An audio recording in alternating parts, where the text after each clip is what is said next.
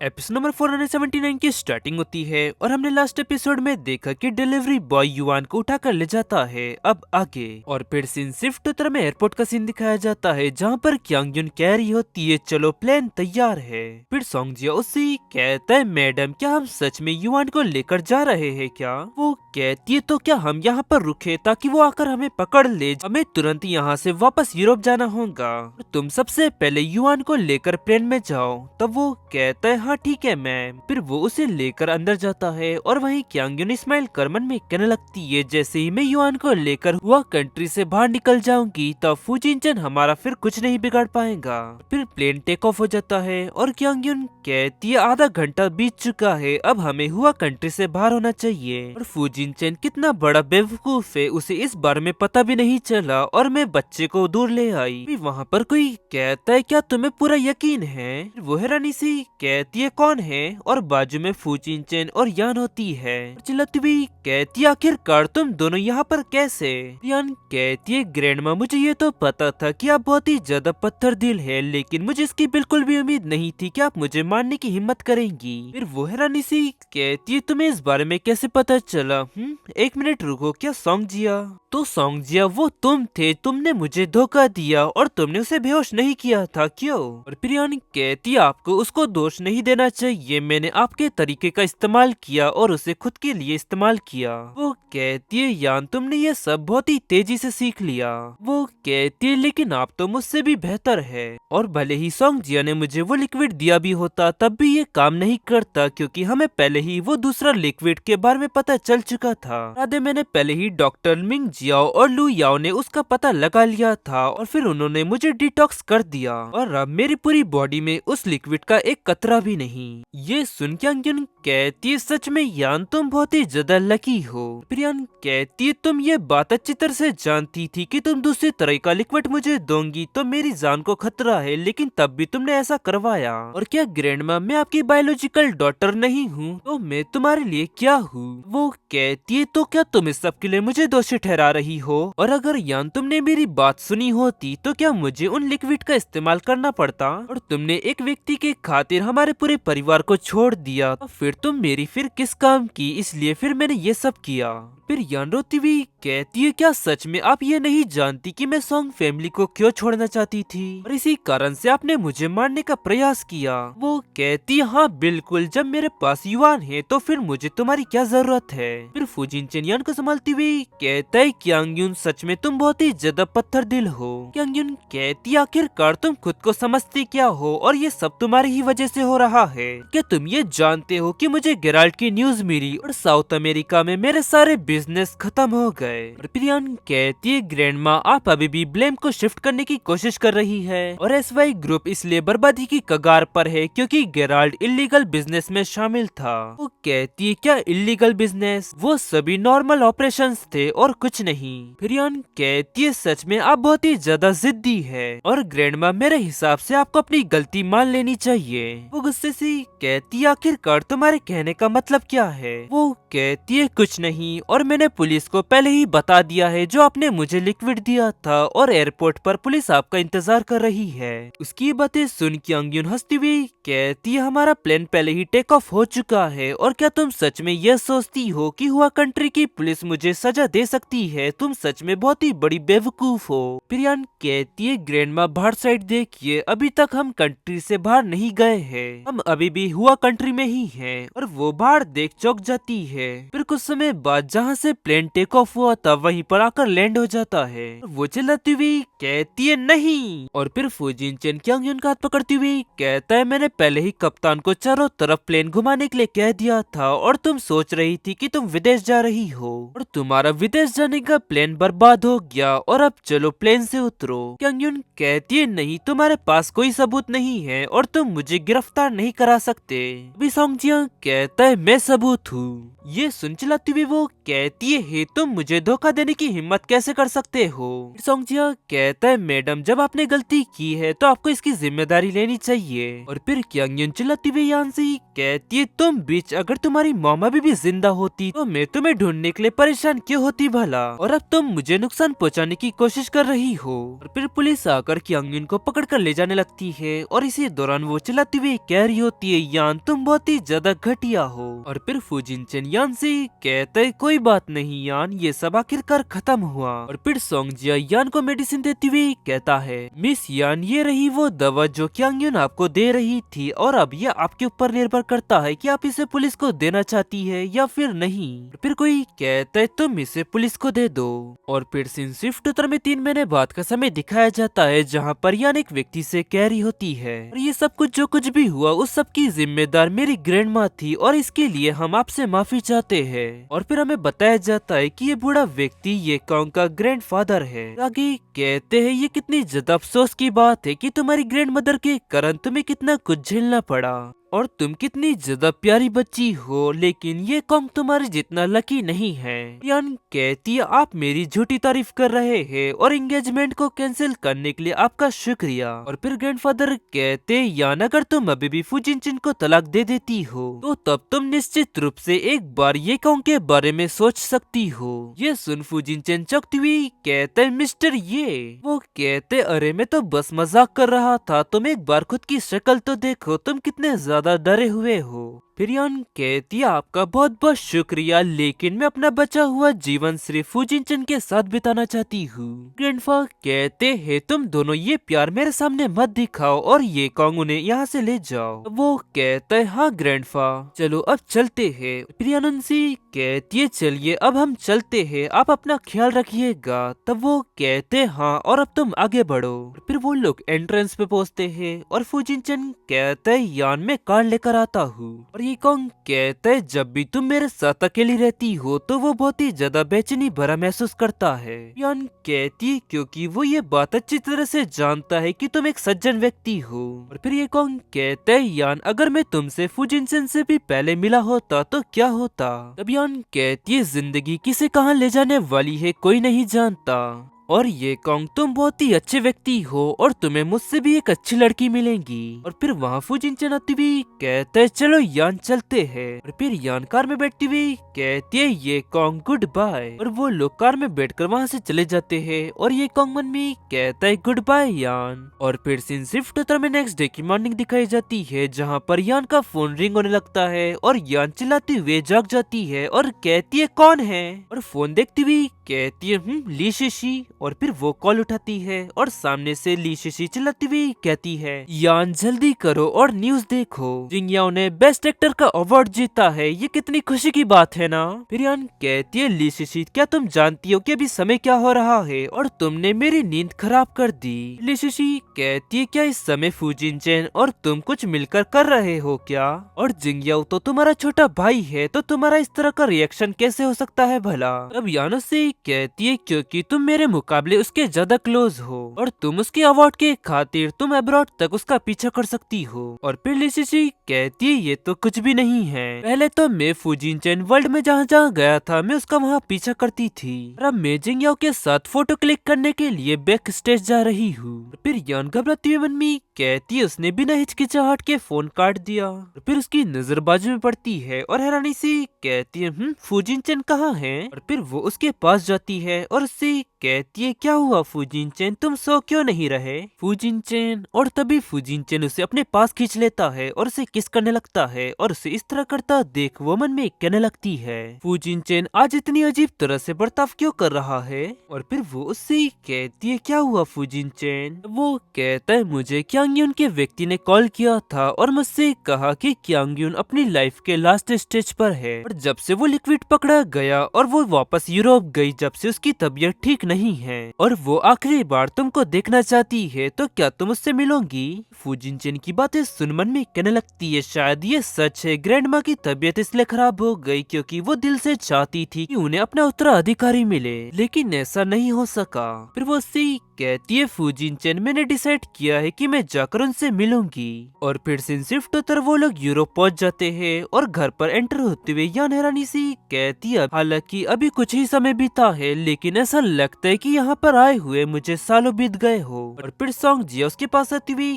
कहते हैं मिस, इतने लंबे समय बाद आपको देखकर अच्छा लगा, प्लीज इस तरफ आइए। फिर यान हैरानी सी कहती है यहाँ पर इतनी शांति है, क्या ज्वेल यहाँ पर नहीं है क्या? तब संज्ञा कहता है पिछले 6 महीने में सभी नौकर और नौकरानियों को नौकरी से निकाल दिया गया और यहाँ पर मैं ही मिस क्यांगयुन के साथ रहता हूँ। और जब से मिस ज्वेल का मिस क्यांगयुन के साथ झगड़ा हुआ था तब से वो वापस नहीं लौटी और मैंने कुछ लोगों से कहकर उनका पता लगाने के लिए कहा, लेकिन कुछ भी पता नहीं चला और मुझे नहीं पता कि अब वो वापस लौटेंगी भी या नहीं। प्रियन कहती अच्छा, और डॉक्टर ने ग्रैंडमा के बारे में क्या कहा? वो कहते डॉक्टर ने बताया कि उनको लेट स्टेज कैंसर है और मिस यान आपको इसके लिए मानसिक रूप से तैयार रहने की जरूरत है। ये सुन यान घबराती हुई कहती है क्या कैंसर, वो भी लास्ट स्टेज? फिर फूजिनचेन उससे कहता है यान संभालो खुद को, मैं हूँ यहाँ तुम्हारे साथ। और फिर यान रूम में एंटर होती है और उसे देख मन में कहती है क्या बिस्तर पर लेटी हुई महिला क्या वो क्यांगयुन है? फिर वो उनके पास जाकर उनसे कहती है ग्रैंडमा। फिर वो जागती हुई कहती है यान, और उनकी ये हालत देख वो रोती हुई मन में कहती है अब मुझे रियलाइज हुआ कि अब मैं फिर से अपने परिवार के एक सदस्य को खो रही हूँ। और फिर क्यांगयुन उसका हाथ पकड़ती हुई कहती है यान क्या तुम वापस आ सकती हो और आकर हमारी कंपनी को बचा सकती हो क्या? और यान मैं ये बात मानती हूँ कि जो कुछ भी मैंने तुम्हारे साथ किया वो अनएक्सेप्टेबल है, लेकिन ये कंपनी तुम्हारी ग्रैंडफादर की है और इसको बचाने के लिए मैं तुमसे भीख मांगती हूँ। फिर यान रोती हुई कहती है ग्रैंडमा आप प्लीज मत कहिए, मैं वादा करती हूँ। और आगे क्यांगयुन कहती है फूजिनचेन ने सही विकल्प चुना और वो तो मैं थी जो कि गलत थी। उनकी ये बातें सुन यान रोते हुए फूजिनचेन को गले लगा लेती है और आगे क्यांगयुन कहती है ज्वेल तुम वापस आ गई। उनकी ये बात सुन यान मन में कहती है क्या ग्रैंडमा ने क्या कहा? ऐसा लगता है कि उनको भ्रम हो रहा है। और आगे क्यांगयुन कहती है ये अच्छी बात है कि तुम वापस आ गई। और फिर क्यांगयुन चल बसी और ये देख यान चिल्लाती हुई कहती है ग्रैंडमा। और फिर सीन शिफ्ट होकर वो सभी लोग हमें क्यांगयुन की ग्रेव पर दिखाए जाते हैं जहाँ पर यान कह रही होती है उन्होंने कंपनी के युआन के शेयर्स मुझे सौंप दिए और जैसे कि बाकी की चीजें ज्वेलरीज और अकाउंट तुम्हारे लिए छोड़ गई है। और उन्होंने इसके साथ कहा कि अगर तुम शादी नहीं करती हो तो इसका इस्तेमाल तुम अपने जीवन जीने के लिए कर सकती हो। ये सुन ज्वेल कहती है ये झूठी सहानुभूति है, अब वो मर चुकी है और इसके बावजूद भी वो मुझे मुआवजा देने की कोशिश कर रही है। मुझे इन सब चीजों की कोई जरूरत नहीं है। और प्रियान कहती है मैं सबसे पहले मैसेज डिलीवर करूंगी और फिर उसके बाद मैं सॉन्ग फैमिली की सारी गंदगी को साफ करूंगी। मैं पहले यहाँ से जा रही हूँ। और वहीं ज्वेल चिल्लाती हुई कहने लगती है तुम बूढ़ी औरत, तुम मुझे छोड़कर चली गई, तुम झूठी हो और आखिरकार तुमने मेरे वापस आने का इंतजार क्यों नहीं किया, क्यों? और वहीं यान कहने लगती है ज्वेल और क्यांगयुन की लड़ाई चल रही थी तो इसीलिए वो उनसे दूर रही। वो उनको लास्ट गुड बाय भी नहीं कह पाई। अगर किसी से अनबन हो जाती है तो शांति से बात करनी चाहिए, लड़ाई का कोई फायदा नहीं। फूजिनचेन कहता है हाँ यान हम आपस में कभी नहीं लड़ेंगे और अगर कोई गलती होती भी है तो वो गलती मेरी होगी। और प्रियन कहती है फूजिनचेन सच में मैं बहुत ही ज्यादा लकी महसूस करती हूँ कि जो मैं तुमसे मिली। और वो कहता है मैं भी यान में भी बहुत ही ज्यादा लकी महसूस करता हूँ कि जो मेरी तुमसे मुलाकात हुई। और फिर सीन शिफ्ट उत्तर में फू ग्रुप दिखाया जाता है जहाँ पर फूजिनचेन एक मीटिंग में होता है और वहीं पर एक व्यक्ति कह रहा होता है ये रहा फू कॉर्पोरेशन का इस क्वार्टर का प्लान। और तभी अचानक फूजिनचेन का फोन रिंग होने लगता है और वो कहता है 1 मिनट रुको मेरा कॉल आ रहा है। और कॉल उठाकर कहता है हेलो यान, तुमने 32 घंटे 30 मिनट 17 सेकंड से मुझसे बात नहीं की है और मैं तो लगभग तुम्हारी आवाज भूल ही गया था। और वहीं उसकी ये बातें सुन वहाँ बैठे लोग चौंकते हुए मन में कहने लगते हैं क्या ये वही कठोर सीईओ है जिसे हम जानते थे? और वहीं यान उससे कहती है माफ करना फूजिनचेन, यूरोपियन ग्रुप के कारण मैं बहुत ही ज्यादा बिजी हूँ। वैसे युआन और तुम कैसे हो? तब वो उससे कहता है मैं बिल्कुल भी ठीक नहीं हूँ, मुझे तुम्हारी बहुत ही ज्यादा याद आ रही है, और वैसे तुम वापस कब आ रही हो? तब यान कहती है मैं इस प्रोजेक्ट को खत्म कर लेने के बाद वापस आ जाऊंगी। वो कहता है एक हफ्ते पहले भी तुमने यही कहा था। और फिर यान कहती है मैं जल्द से जल्द आने की कोशिश करूंगी। अच्छा चलो ठीक है, अब मुझे कुछ काम करना है तो मैं जा रही हूँ। वो कहता है हाँ ठीक है यान, लेकिन अपनी बात याद रखना।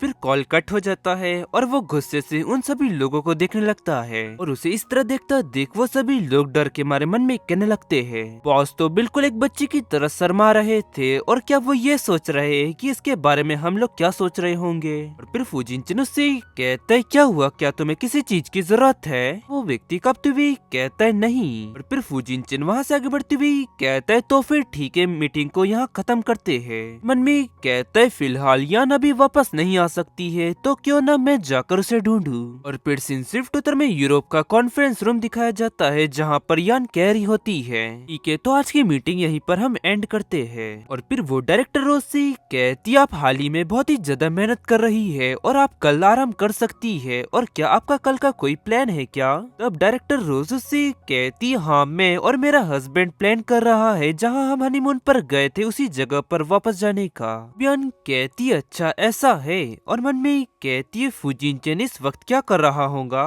फिर यान रोज से कहती है इस ट्रिप का जो कुछ भी खर्चा होगा उसका खर्च मैं उठाऊंगी, ये मेरी तरफ से तुम्हारे लिए गिफ्ट। ये सुन रोज खुश होती हुई कहती है आपका शुक्रिया मिस यान, और ये कहकर वो वहाँ से चली जाती है। और फिर यान सोंगजिया से कहती है वापस जाने के लिए नेक्स्ट फ्लाइट कब है? वो कहता है फ्लाइट 9 बजे है और अभी इसके लिए बहुत समय है। आगे बढ़ती हुई कहती है चलो अब एयरपोर्ट चलते हैं। और फिर सीन शिफ्ट होकर यान एयरपोर्ट पहुंचती है, और वहीं दूसरी तरफ फुजिनचेन भी मन में कह रहा होता है यान तुम मेरा इंतजार करो मैं आ रहा हूँ। और फिर यान हुआ कंट्री पहुंच जाती है, और वहीं वो कॉल करते हुए कहने लगती है फुजिनचेन मेरे कॉल का जवाब क्यों नहीं दे रहा है, क्या कुछ हुआ है क्या? मुझे जल्दी करनी चाहिए और जाकर देखना चाहिए। और फिर तभी कोई उसे पीछे से आवाज देती हुई कहता है यान, और ये सुनते ही वो पीछे घूमती है और तेजी से आगे बढ़ती हुई कहती है फुजिनचेन तुम यहाँ पर क्या कर रहे हो? वो कहता है पता है यान मैं तुम्हारे पास ही आ रहा था। वो तो अच्छा है कि मुझे सोंगजिया ने समय रहते बता दिया कि तुम निकल चुकी हो, नहीं तो मैं इस वक्त यूरोप में होता। और वहाँ पर हवा से फूल गिरने लगते हैं, और यान कहती है वसंत का समय आ गया है। फिर फुजिनचेन कहता है इस समय फूल खिलते हैं और ये अपने प्यार से मिलने का सही समय है। और फिर वो दोनों एक दूसरे को किस करने लगते हैं। और फिर सीन शिफ्ट होकर वो दोनों फू मेंशन पहुंच जाते हैं, और मॉम यान से कहती है यान आखिरकार तुम वापस आ ही गई, और अब हम तुम्हारी शादी की तैयारी शुरू कर सकते हैं। यान कहती है ठीक है मॉम जैसा आप कहे। मॉम कहती है मैं सबसे पहले सारी मीडिया को तुम्हारी शादी की खबर देती हूँ ताकि हर तरफ तुम्हें ही कवर किया जाए। यान कहती है मॉम क्या ये कुछ ज्यादा नहीं हो जाएगा? मॉम कहती है बेशक इसकी जरूरत है, हम सेलिब्रेट कर रहे हैं और पूरी दुनिया को ये बात पता चलनी चाहिए कि तुम मेरी बहू हो। फिर पीछे से डैड कहते हनी तुम सही कह रही हो। फिर पीछे से यान के डैड भी कहते हाँ ये ठीक रहेगा।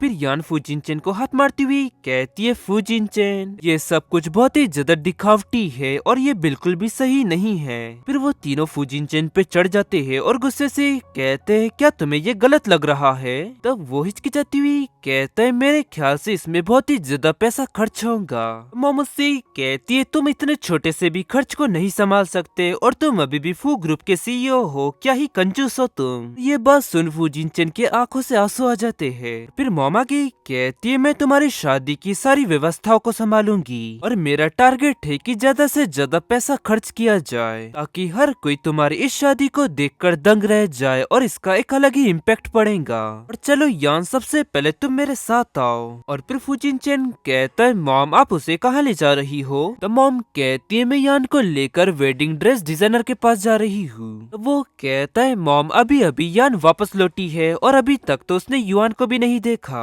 और फिर डैड उससे कहते युआन इस वक्त स्कूल में है, बटलर उसे वहाँ से सीधे ड्रेस डिजाइनर के पास ले जाएगा। अपनी शादी के लिए बेहतर तैयारी करो और कुछ समय के लिए फू ग्रुप को मैं संभालूंगा। और फिर यान के डैड कहते फुजिनचेन तुम अभी भी यहाँ पर क्यों खड़े हुए हो? वो हैरानी से कहता है अरे हाँ। और फिर वो तेजी से भागकर जाते हुए मन में कहता है यान देखना ये वेडिंग आलीशान होगी। और फिर सीन शिफ्ट उत्तर में रात का समय दिखाया जाता है जहाँ युआन ने फुजिनचेन की आंखों पर पट्टी बांधी लगी हुई होती है और फुजिनचेन हैरानी से कहता है, युआन ये सब क्या है? तब वो कहता है, आप सबसे पहले बैठ जाइए। और फिर युआन उसकी आंखों से पट्टियां हटाता है और हैरानी से कहता है, क्या? और वहीं उसके सामने यान बहुत ही प्यारी सी सुंदर ड्रेस में खड़ी हुई होती है और आगे कहती, आखिरकार तुम कुछ कहते क्यों नहीं? क्या ये ड्रेस ठीक नहीं है क्या? और फिर वो उसके क्लोज जाकर उससे कहता है, सुंदर, तुम इसमें बहुत ही ज्यादा सुंदर लग रही हो यान। यान कहती है, फुजिनचेन क्या तुम्हें ऐसा लगता है कि इस ड्रेस को किसी भी मॉडिफिकेशन की जरूरत है? तो वो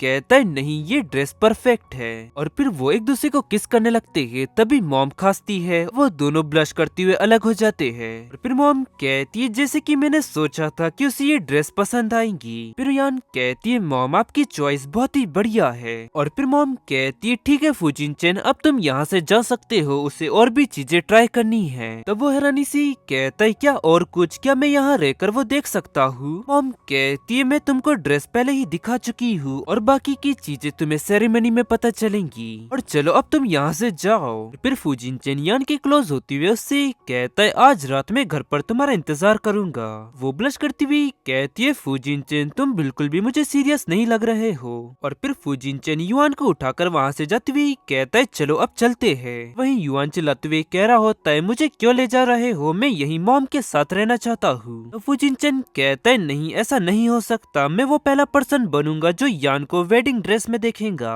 ये सुन युआन रोते हुए कहता है, आप बहुत ही ज्यादा बुरे हैं। और फिर सीन शिफ्ट होकर में रात का समय दिखाया जाता है जहाँ पर यान कहती है, मैं वापस आ गई। फिर फुजिनचेन उससे कहता है, आओ यान आओ और बैठ जाओ, तुम बहुत ही ज्यादा थक गई होंगी ना? तब यान कहती है, हाँ, पूरे दिन भर हाई हील्स में खड़े रहना बहुत ही ज्यादा मुश्किल है और मेरा पूरा शरीर दुख रहा है। और वैसे युआन कहाँ है? वो दिखाई नहीं दे रहा। तब वो कहता है, मिस्टर ये ना कर युआन को अपने साथ ले गए, वो उसे अपने साथ रखना चाहते थे। और लाओ यान, मैं तुम्हारे पैरों की मालिश कर देता हूँ। फिर यान कहती है, ये स्मेल कितनी बढ़िया है। फुजिनचेन क्या तुमने पूरे घर में फ्रेग्रेंस चेंज की है? वो कहता है, मुझे पता था कि जब तुम वापस आओगी तो बहुत ही ज्यादा थक जाऊंगी, इसीलिए मैंने इस फ्रेग्रेंस का इस्तेमाल किया ताकि तुम्हारी थकान दूर हो जाए। और यान, हमें कल हमारे वेडिंग के लिए फोटो लेनी है, तो क्या तुम कल अवेलेबल हो?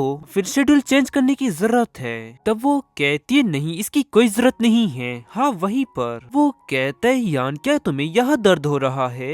थोड़ा इंतजार करो, तुम्हें थोड़ी मालिश की जरूरत है। वो कहती है, नहीं। वो कहता है, यान अच्छी लड़की बनो, नहीं तो कल सुबह तुम्हें बहुत ही ज्यादा दर्द होगा। वो कपती हुई कहती है, हाँ ठीक है। और फिर फुजिनचेन कहता है, यान ये दर्द जल्दी ही तुम्हारा खत्म हो जाएगा और यान तुम मुझे किस करो, इससे तुम्हारा दर्द कम होगा।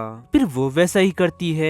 और फिर सीन शिफ्ट होता में नेक्स्ट डे की मॉर्निंग दिखाई जाती है जहाँ पार्क में वो लोग अपना फोटोशूट करा रहे होते हैं और फोटोग्राफर कहता है, आप दोनों हिलना मत। वहीं यान कहती है, स्माइल करते करते मेरा मुंह दुख रहा है। वो सी कहता है, थोड़ा और इंतजार करो, वो बहुत ही देर से फोटो क्लिक कर रहा है, बस ये खत्म होने में ही है। फिर फोटोग्राफर कहता है, चलिए अब कोई दूसरा पोज ट्राई करते हैं। मिस्टर फुजिनचेन मिस यान की वेस्ट पकड़िए, ये पोज इस तरह का रहेगा। और वो देख वो दोनों ब्लश करने लगते हैं। फिर फुजिनचेन कहता है, क्या इस तरह? तब वो फोटोग्राफर उनसे कहता है, हाँ परफेक्ट, बस इसी तरह। और फिर यान फुजिनचेन से कहती है, मेरी वेस्ट, ये सब तुम्हारी गलती है फुजिनचेन। वो कहता है, माफ करना यान, मैं अगली बार से और भी ज्यादा केयरफुल रहूंगा। और यान तुम अपने हाथ मेरे कंधे पर डालो ताकि तुमको और भी ज्यादा आरामदायक महसूस हो। और फिर यान कहती, आखिरकार तुम मेरी मदद क्यों नहीं करते और जब भी तुम मुझे इस तरह देखते हो तो हंसते हो क्यों? तब वो कहता है, शायद यही तो प्यार है।